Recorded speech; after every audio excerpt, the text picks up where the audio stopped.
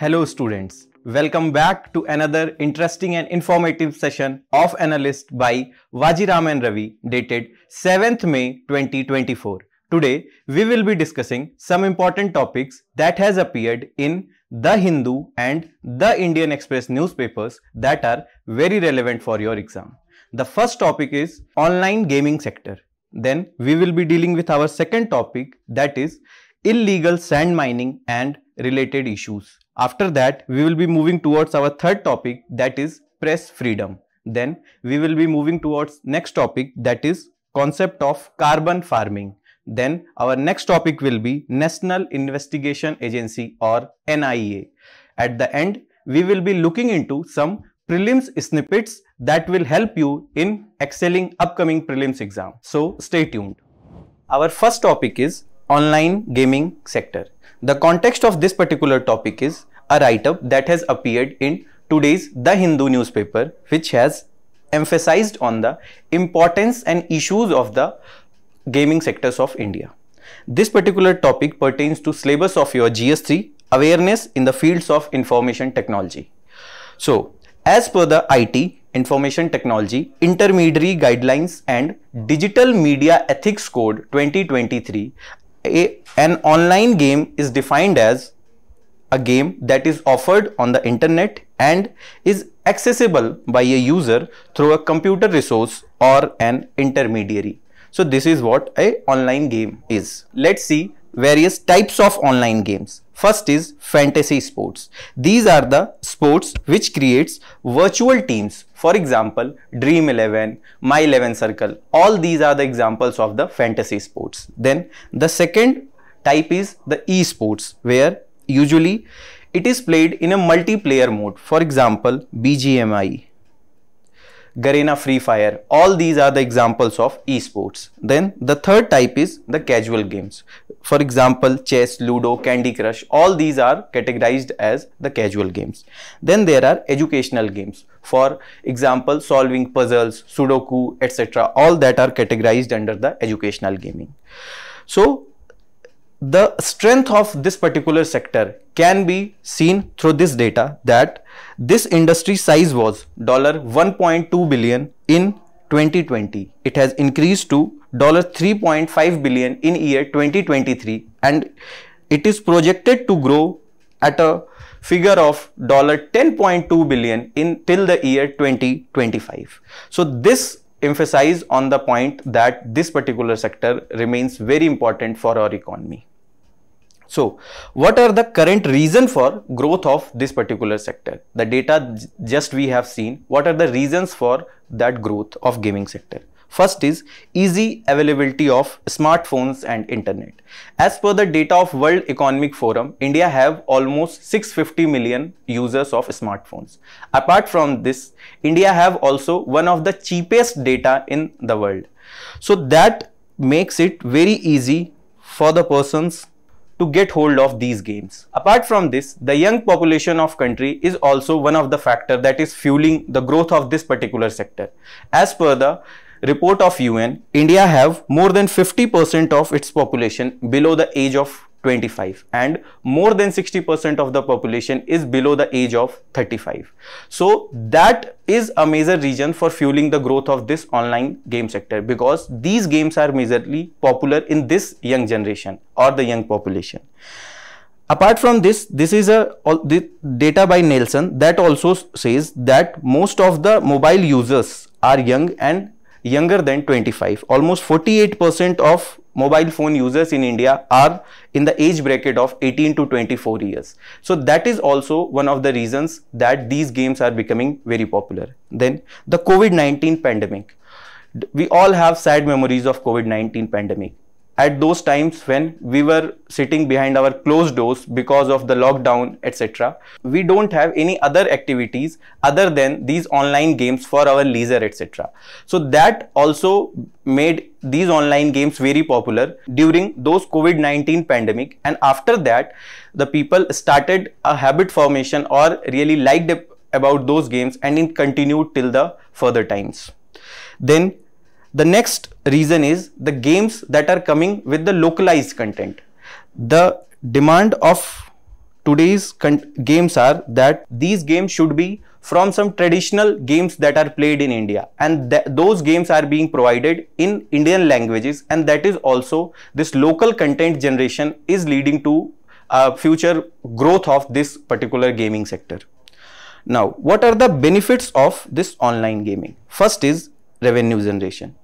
As per the data of Finance Ministry, this particular gaming sector have generated more than 1700 crores of revenue in the year 2022-23. And this was when this particular gaming sector was under the 18% GST regime, which has now been shifted to 28% GST slab. So this will lead to a further growth in the revenue generation of this particular gaming sector. Apart from this, the benefit of this online gaming sector is this is inclusive.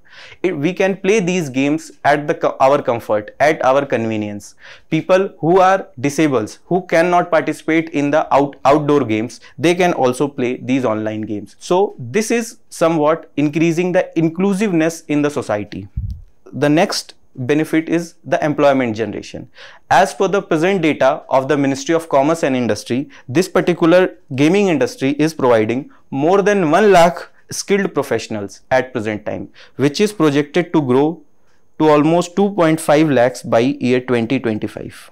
We can also see from this particular data that online gaming market has increased significantly from year 2022 to year 2025. Apart from this, from the second data, we can see that with the increase in the number of internet users, the number of active gamers are also increasing, which is also emphasizing on the boom of this particular sector.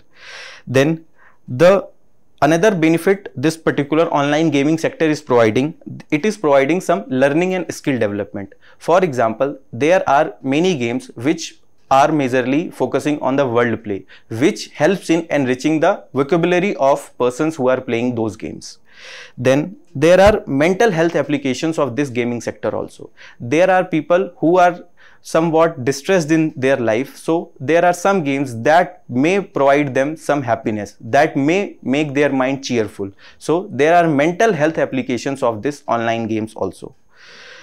So now moving towards the concerns that are associated with these online games. First is the habit formation and the behavioral changes. We all must have listened about the Blue Whale Challenge, which was a very hazardous game. Here they were giving particular tasks to the people who were playing these games, and at times those tasks were so dangerous that people have committed suicide. So as I have told you that COVID-19 pandemic has fueled the growth of this online gaming sector, this has also led to a habit formation and behavioral changes in the people also. The people have more kind of gone towards the tendency of short-temperedness, etc. So this is a major concern of this particular gaming sector or online gaming sector, that they are habit forming and led to behavioral changes. Then the next concern is exposure to inappropriate content. There are many children who are often exposed to the content which are generally adult in nature. The contents where a lot of violence is involved. There are games where a lot of gunfight, etc. or are involved, that often have a negative impact on the cognitive abilities of those children. So this is one of the major concerns of this online gaming. Then the next concern is the cyberbullying and the harassment.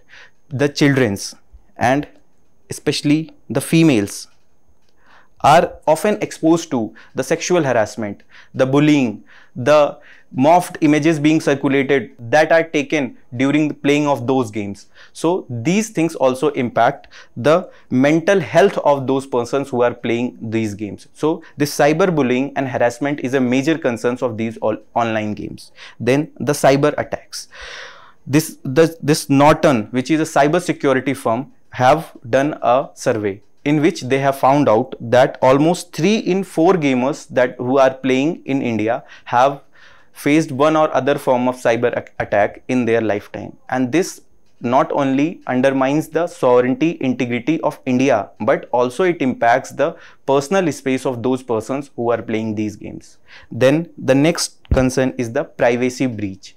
The persons who are playing those games, they often, when they are subjected to these cyber attacks, that may lead to the loss of private data of those persons. That may be financial data or personal data or biometric data, anything. But this is privacy breach is also a major concern of this online gaming sector.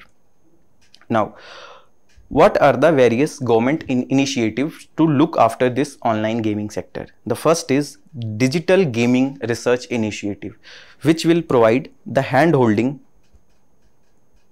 support to all the stakeholders in this particular online gaming sectors, whether they are players or the developers. All those will be provided the hand-holding support by the government.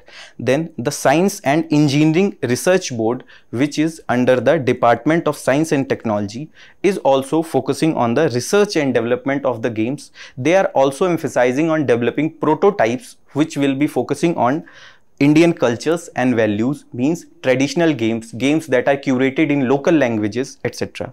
Then they are also collaborating with different international institutions where they will be taking consultation for technical design and processes. Then there is AVGC Promotion Task Force. AVGC full form is Audio, Visual, Gaming and Comic. Government has formed this task force emphasizing on the very relevance of this particular gaming sector, where they will be looking into all the issues that are being faced by this particular sector, so that a proper efforts can be made by the government. Now, moving towards the way forward of this particular gaming sector. First is, there is need for more awareness generation and transparency that needs to be maintained between the gamers, developers, the state governments, the central governments and all the stakeholders, so a proper trust building can be maintained. Next is, there is need for more awareness generation about the do's and don'ts about these online gamings. Some basic cyber hygiene should be followed, like the gamers should not share the personal details like name, date of birth, address, phone number on their online sites. They should never share their debit card, credit card numbers, OTP, etc. They should always install the games from the Play Store and the safe websites, etc. They should never download games from the links that they get from unauthorized sources. Then they should never download or install the games from the unauthorized link that they receive in their SMS. Apart from this, they should never download or install the pirated games and softwares. They should not share any of their passwords, etc. So these are some basic cyber hygiene that a particular gamer can follow to ensure that they remain safe from cyber attacks. Apart from this, there is need for uniformity in laws and monitoring. At this particular point of time, the betting and gambling is part of one of the subjects of state list. So there is no particular comprehensive law to deal with this online games. So there is need for a uniform law so that this particular sector remains equally and uniformly regulated in all the states of India. Then there is need for coordination and collaboration between all the stakeholders in this particular sector to ensure that this particular digital space reach the $1 trillion economy, and ultimately this digital space fuel our goal of $5 trillion economy. Now, one mains practice question that I will be giving you from this particular question. The question says, analyze the potential of online gaming industry in contributing the India's economic growth and job creation. Suggest some reform measures to make it more broad-based and inclusive. This is a 10-marker question that you have to write in 150 words. The context of this particular topic is Supreme Court seeks report from Enforcement Directorate about the illegal sand mining case of Tamil Nadu. This particular topic pertains to syllabus of your GS1 distribution of key natural resources and syllabus of your GS3 environmental pollution and degradation. So first of all, let's see some background of this particular topic. What is sand mining? As per a definition of UNEP, the sand mining can be defined as removal of primary natural sand and sand resources from natural environment to extract valuable minerals for subsequent processing. Here, natural environment can be rivers, can be lakes, etc. Apart from this, we should also be knowing that sand is a minor mineral under section 3E of Mines and Minerals Development and Regulation Act 1957, where the state government grant license etc. for these minor minerals, that is sand. Now, the section 15 of this particular MMDR Act says that state government should make rules for granting of mining licenses of this particular minor mineral, that is sand. Then this section 23C of this MMDR Act says that it empowers the state government to make rules regarding prevention of illegal mining in that particular states. So the purpose of telling all this information is that the regulation of all the minor minerals including sand are under the purview of state governments. Now we will be looking what are the major reasons for illegal mining. The first is high demand and limited supply. India have almost 35% of urbanization, which is increasing at a very faster rate. Apart from this, a scheme like PM Awas Yojana and rising disposable income of people leading to better house building, infrastructure building, etc. That led to a large demand of these sands, whereas the availability of these or the supply of these sand have remained more or less stagnant. So this mismatch between demand and supply of this sand is leading to illegal sand mining. Then the second reason is the weak regulation and enforcement. We know that there are regulations by state governments, but there are a lot of corruption involved in this sand mining sector. There is collusion between officers, state governments and sand mafias, which makes these regulations of no use. So that is also one of the major reasons for illegal sand mining. Then the next reason is the shadow of sand mafias. These sand mafias have a strong relation with the politics. They have strong relation with the officers and the people on ground. So that makes the enforcement of the regulations that are already in place very difficult. So that is one of the reasons for the illegal sand mining. The next reason is the poverty and lack of livelihood options.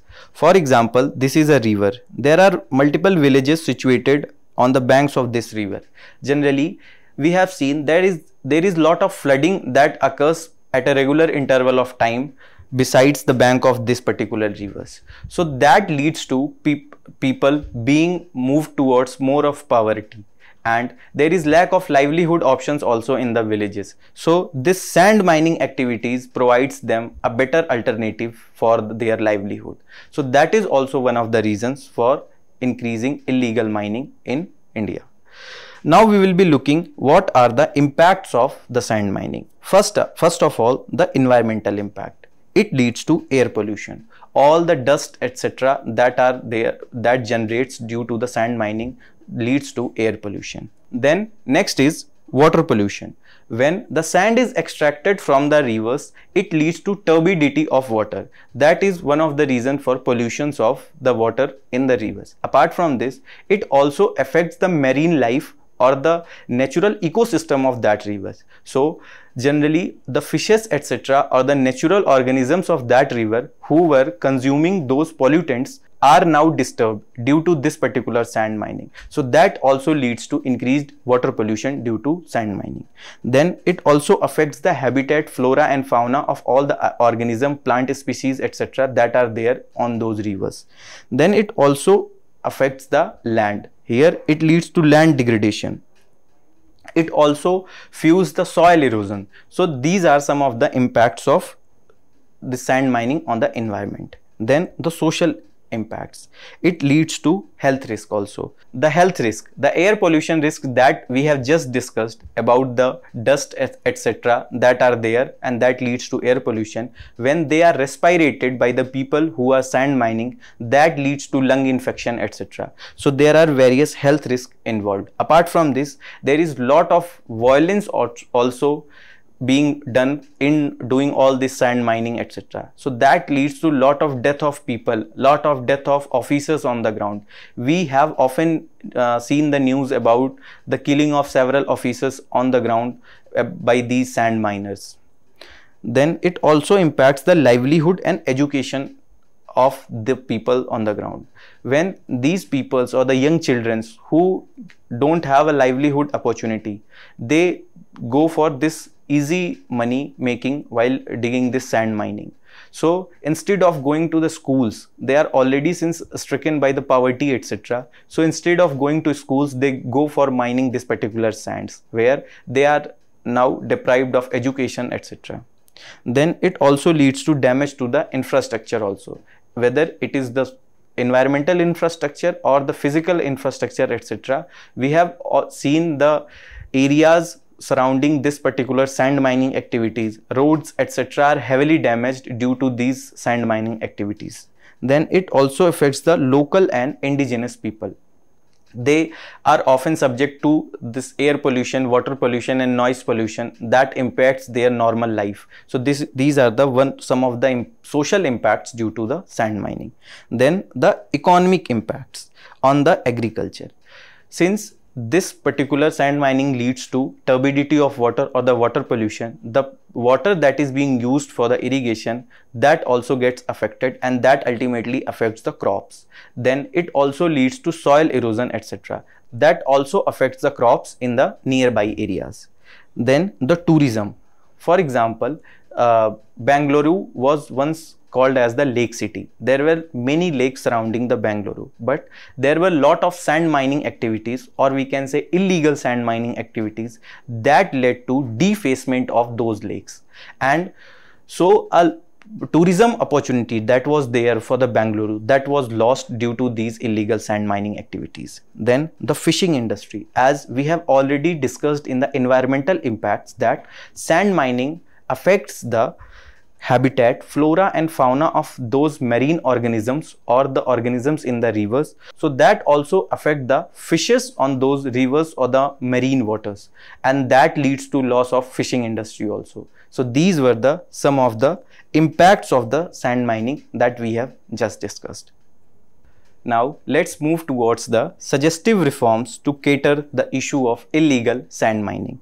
The first is that we need to involve the government agencies, community members in monitoring and surveillance. All the stakeholders, whether it is people, it is the environmentalists, it is the state government, it is the central government, it is the NGT, etc. There is need for proper cooperation and collaboration between all the stakeholders. Then there is need for strong law enforcement and establishing an efficient legal framework for regulating activities. We already have lot of laws in place, but the issue is issue of enforcement due to corruption, due to collusion between the sand mafias and the officers. So that needs to be addressed. There is need for strict enforcement of all the ongoing regulations that are in place. Then there is need for finding environment friendly alternative to sand. For example, in Switzerland, they are using copper slag instead of sand. Then in China, the use of M sand has been seen. Then the crushed rock are being used as an alternative of sands. So India also needs to find some sustainable alternatives of sands. Then there is need for planting more trees to save the habitats, flora and fauna that are getting affected by these illegal sand mining activities. Then there is need to create awareness about the harmful effects of sand mining between the people, between the society and all the stakeholders that are involved. Apart from this, this is a report by UNEP, that is Sand and Sustainability Report 2022. Here also they have given 10 strategic recommendations to address the issue of this particular illegal sand mining. So this was all for this particular topic. Now we will be looking into some prelims question from this particular topic. This is a question that was asked in 2018 and this particular question was asked in year 2019. The same insight that I gave you in the last session, that previous year questions are repeated next year. The themes that are majorly in focus are repeated in the upcoming years. So the 2018 question is, which of the following are the possible consequences of heavy sand mining in the river beds? The first is decreased salinity in the river, which is incorrect. It leads to increased salinity in the river. what happens when we are mining too much in the river beds, it may lead to intrusion of coastal waters in the rivers. So that will lead to increased salinity of the water that are present in that river. So this first statement is incorrect. Then the second is pollution of groundwater. That is correct. It leads to pollution of groundwater because sand acts as an aquifer between different groundwater table. When that is removed, it leads to lot of salt erosion, lot of different type of inorganic substance also get intruded into the water table. So pollution of groundwater is correct. Then it lowers the water table. This is also a correct option. When this sand is removed, this leads to lowering of the water table also. So option 2 and 3 are correct. So option B is correct.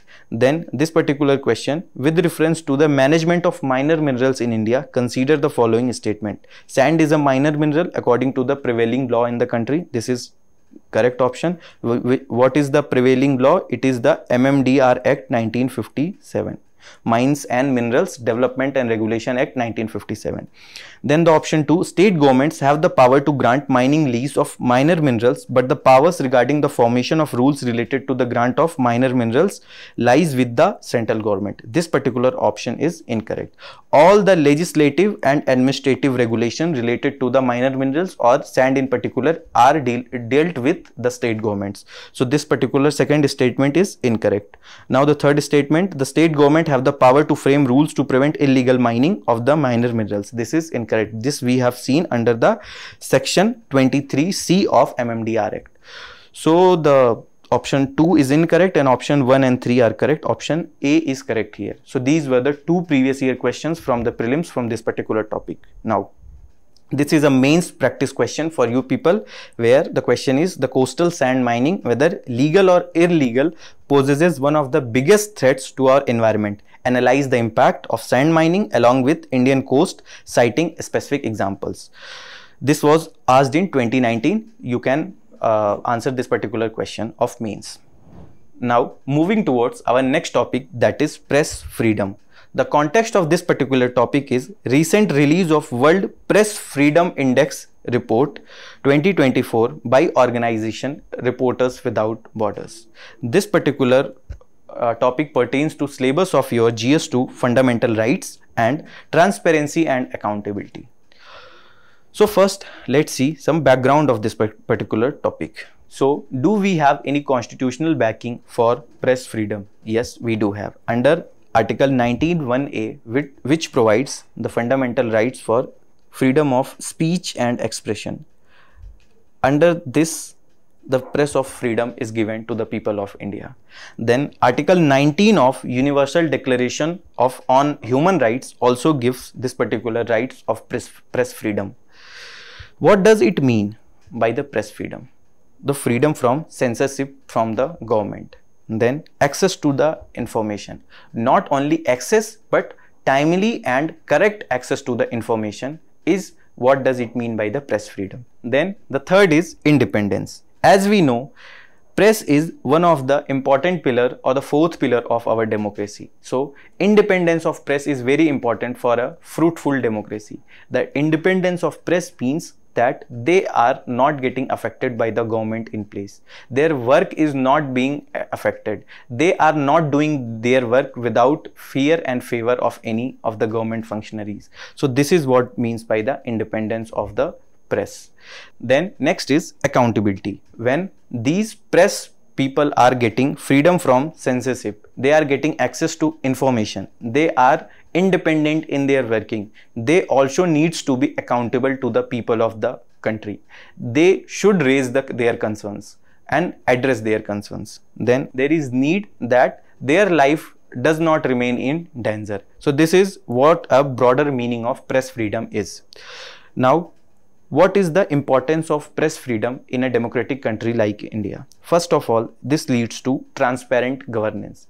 There has been various scams like 2G scam, CWG scam, etc., which has been in news because of the press and that led to transparent governance. That leads to access of information or flow of information from government to people, where people realized where their hard earned money or taxpayer money was being utilized. So when an independent press will be working, it will lead to a transparent governance, where government will be working in true sense for the people. Then it will also check on the arbitrary power of the government or any of the organs of the government. Then the press to freedom will also ensure that they will check on the arbitrary power of any of the organs of government, whether it is legislature, executive or judiciary. Then they will also provide a platform for diverse voices. For example, voice of all the vulnerable sections like women, like tribals, disables, etc. Whenever they need support, that press will be giving that support. So that press will be providing a platform, or they will be becoming the voice of those voiceless or the vulnerable sections of the society. Then this press will also help in ensuring and upholding the fundamental rights of the people. For example, during the Union Carbide case, or famously known as the Bhopal gas tragedy case, this press has played an important role that people who are getting affected, they get some or other form of compensation from that Union Carbide and the government of India. That hue and cry that was for that particular tragedy was majorly due to the press. Then there has been one infamous Muzaffarpur shelter home rape case that has also came into light only due to the proper functioning of the press in that particular district. So now we will be looking what are the various issues against the press freedom in India. The first is legal and regulatory constraint. There are various restrictions that are imposed on the freedom of the press, that is defamation, sedition, and the national security laws like Official Secrets Acts, National Security Act. All these acts as a constraint on the press freedom in India. Then the government interference. Government, or whether it is central government or the state government, they are one of the biggest advertisers in the press, whether it's the print media or the television media. So if particular press is critical of that government, they have an apprehension that they may lose the advertisements from the government in place. So this also acts as a deterrence against the press freedom in India. Then the threats and the physical attacks. In last few years, lot of journalists were killed during their duty hours. So apart from this, intimidation, whether on calls or physical intimidation, all this also leads to the improper functioning of the press in India. Then the self-censorship. All due to this intimidation and the collective efforts, these press people impose a self-censorship on themselves so that they do not come in trouble. So that is also one of the issues with the press freedom in India. So now moving towards that, what needs to be done. First is there is need for legal and regulatory reforms. There are reforms that are needed in various acts like Official Secrets Act, etc., so that there is proper balance between of the transparency and accountability of press and sovereignty and integrity of the state that is in place. Then there is need for promoting transparency and accountability between government functioning so that they disseminate information at regular interval of time and press get proper information without any efforts. Then there is need for protecting journalists and whistleblowers, where there is need for providing proper protection to the sources of these journalists, etc. Then there is need for an independent regulatory framework where people from the journalism also are under that particular regulatory body. So that will help in ensuring a proper comprehensive regulation is made for these press people. Then there is need for fostering a culture of media ethics, where these people of media follow the dharma of media. What is their dharma? To ensure the rights of the people are upholded, to ensure proper information is being given to the people. Now moving towards our next topic, that is carbon farming. The context of this particular topic is a write-up has appeared regarding the importance of carbon farming in today's The Hindu newspaper. This particular topic pertains to syllabus of your UPSC prelims, Environment and Agriculture, and GS3, Environmental Pollution and Degradation. So, what is carbon farming? Let's first understand some basic. It is a practice of implementing regenerative agricultural practices that restored ecosystem health while improving the agricultural productivity and soil health, and mitigating the climate change by enhancing carbon storage in agricultural landscapes and reducing the greenhouse gas emissions. What are the regenerative agricultural practices? The practices like that reduce the soil disturbance, means practices like zero tillage, covering the soil, the practices like mulching, ensuring live roots in soil all year around, the practices like ratooning, practicing of crop diversity where mixed cropping or mixed farming are in place, then integrating the livestock like the practices of silvopasture. All these are the practices that are called as regenerative agricultural practices. Majorly, the main aim of carbon farming is to ensure the carbon that is emitted during the agricultural practices that remains balanced. Means what is the emission is being done, that should be balanced by these practices.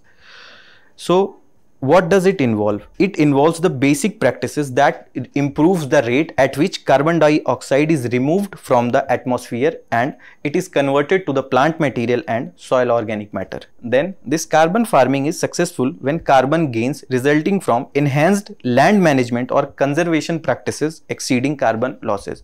For example, this is a farm where some agricultural practice is being done. Now let's suppose 1 ton of carbon was being emitted. So under this carbon farming, our aim will be we can balance this 1 ton carbon emission through the regenerative agricultural practices or the practices that are following under the carbon farming. So this is the basic aim, to balance the carbon emission that are being done through the agricultural practices.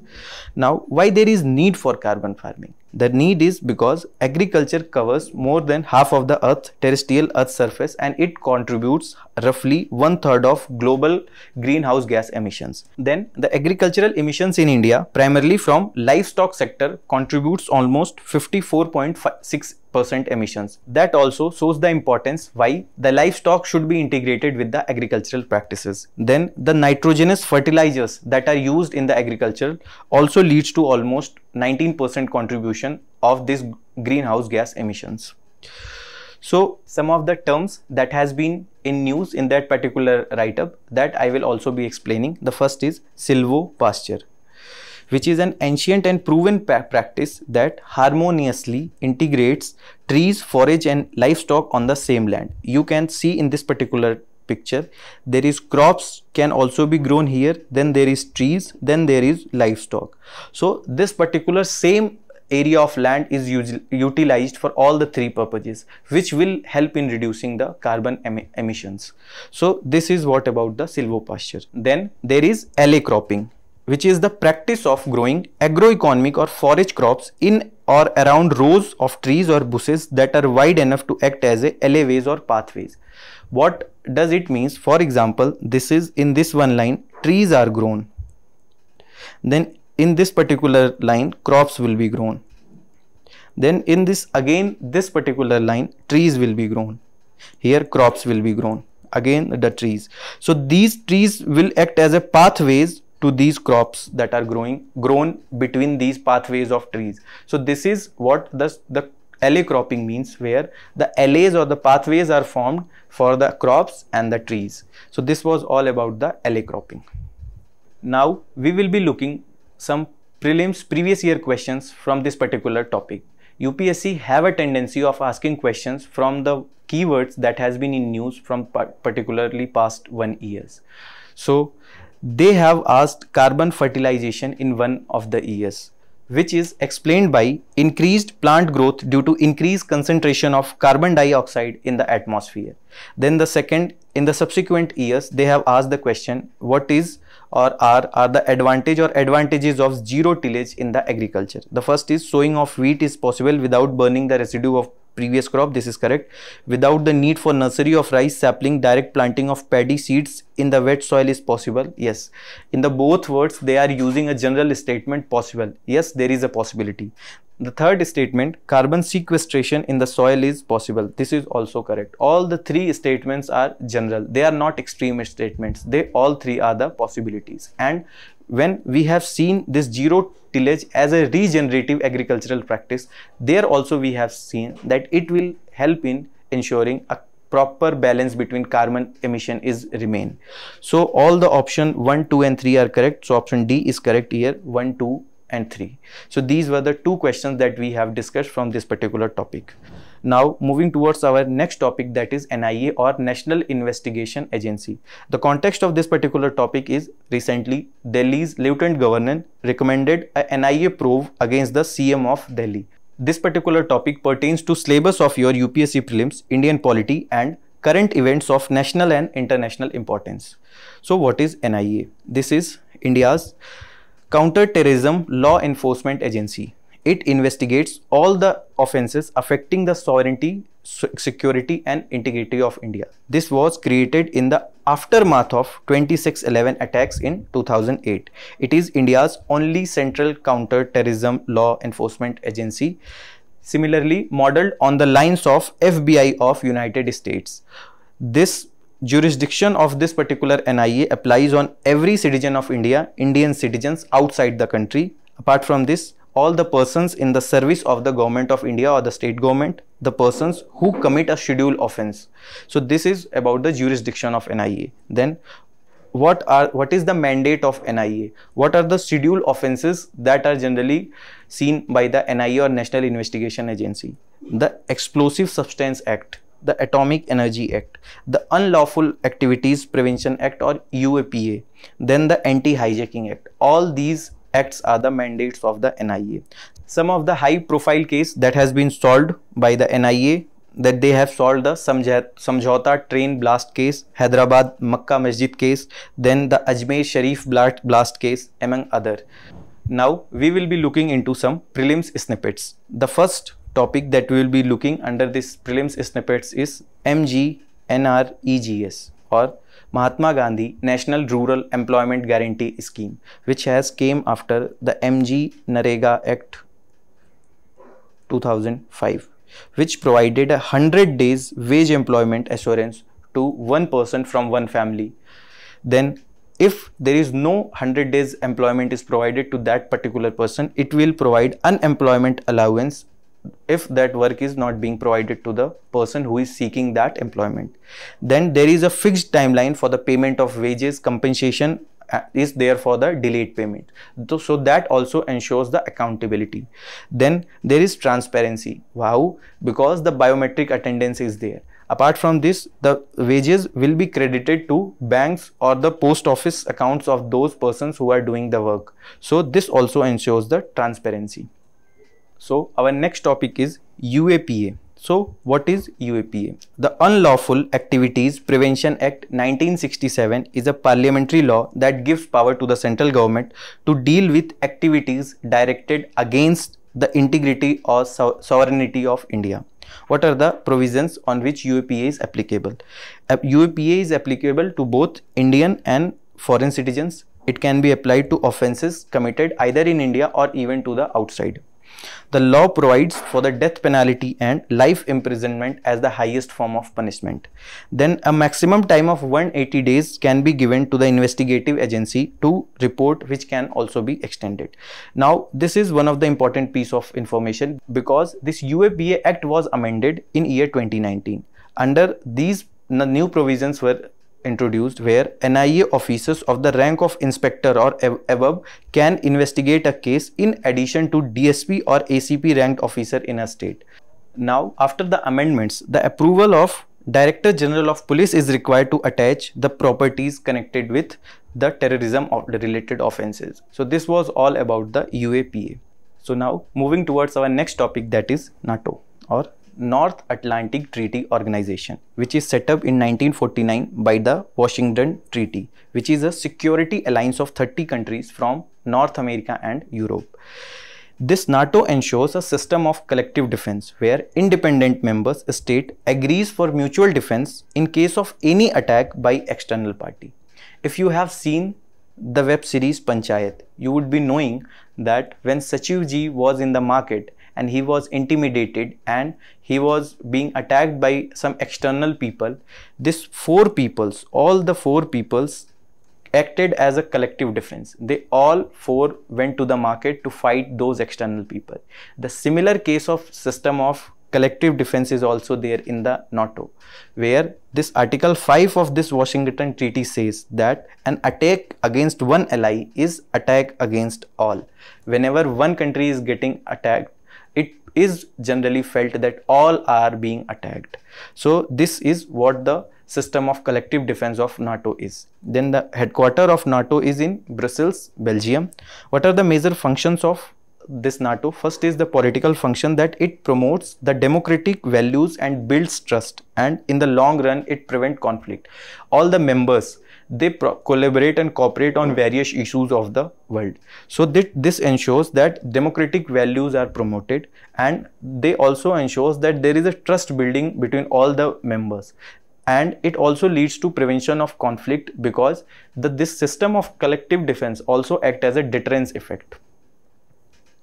Then the military functions, where although the NATO is committed to the peaceful resolution of disputes, but any of the country when will be attacked, they will act collectively, and if the diplomatic efforts fail, it has the military power to undertake the crisis management operations against the particular country. Now moving towards our last topic, that is NPAs or non-performing assets, which are loan or advance for which the principal or interest amount remained overdue for a period of 90 days. See, for example, this bank have given loan. Now they will be generating some interest payment. This interest payment will be a source of income generation for those banks. When they remained overdue, it will affect the income generation of that bank. So as per the RBI definition, NPAs are the asset that have stopped generating income for those banks. RBI have instructed those banks to categorize the NPA assets under the three subheads. First is the substandard assets, where assets which have remained NPA for a period less than or equal to 12 months.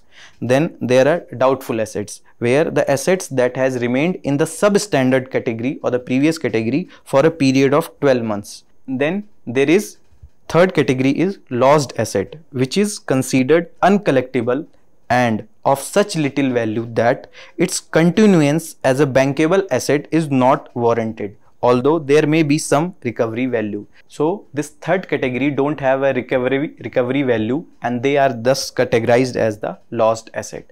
This was all from my side for today. Thank you very much for joining this session. All the very best.